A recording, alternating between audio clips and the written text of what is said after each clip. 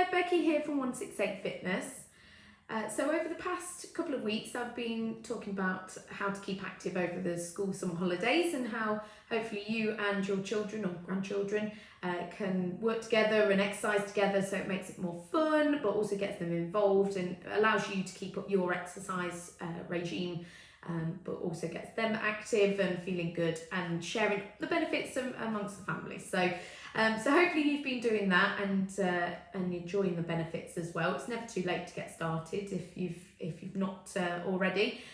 But today I'm going to give you some more ideas of what you can do. Last week I gave you a session plan that was involving sort of a half a pyramid really. You're just coming down from 10 down to 1 repetition of some exercise that either I gave you or you chose for yourself, depending on what age the kids are and what they want to do. As I said in week 1, get them to choose. If they've got some exercises that they know that they've maybe done at school, or they've got a particular sporting interest, maybe they can choose the exercise. Make it as fun as possible, make it play for them, not just exercise, but setting a good example for them by initiating them getting involved with the exercise as well as you doing it. So this week I'm going to give you some more exercises that I think would be good for them, and then also a different kind of way of doing it for you and for the kids. So you can get them all involved. Again, you can pick your own exercises. I've got burpees, maybe some lunges and some tricep dips. You could do them the same as last week.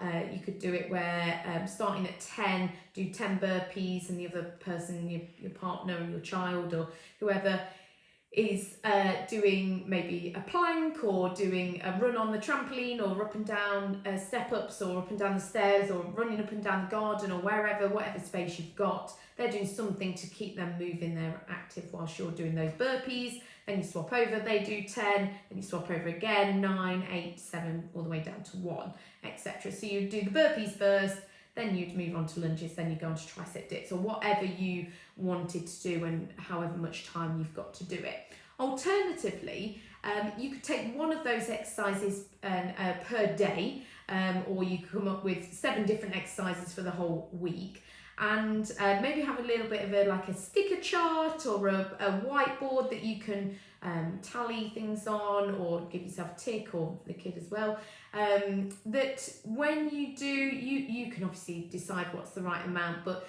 if you do 5 burpees you get a tick. So throughout the day you're trying to see how many burpees. You either set a goal and you say, right, we need to do 25 burpees throughout the day, and you write them down as and when you've done 5 of them or whatever it is, and you give yourself a tick, and you maybe want to compete with your child to do it. Who's going to get there first? Who's going to do the most? You could have that as a bit of a competition. You could have it as a competition between your own children to see who does the most in the day, and then that child gets to decide what fun you do the next day, or what exercises you do the next day, where you go out on a day trip, or they get a prize of some sort.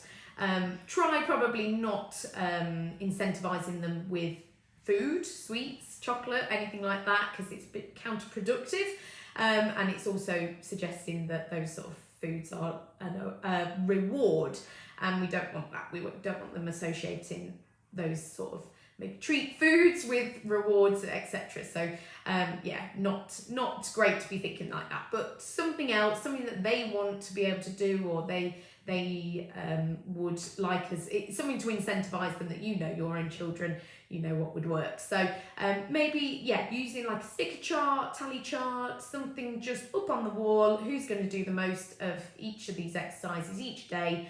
Compete amongst the family and get everyone involved, and that would be a good way of doing it. Or you can just use the same sort of session plan as last week and just change the exercises. Don't also get too disheartened if you're only maybe managing not as much as usual for your own exercise, or maybe only doing it once a week, because that is so much better than not doing it at all. Obviously it'd be great if you could do something active each day, whether that's going for a walk, going swimming, going for a run, going wherever, going on your bike somewhere, going to the park, football, whatever. it would be great if you're doing something every day, because that's really good for you, really good for the kids.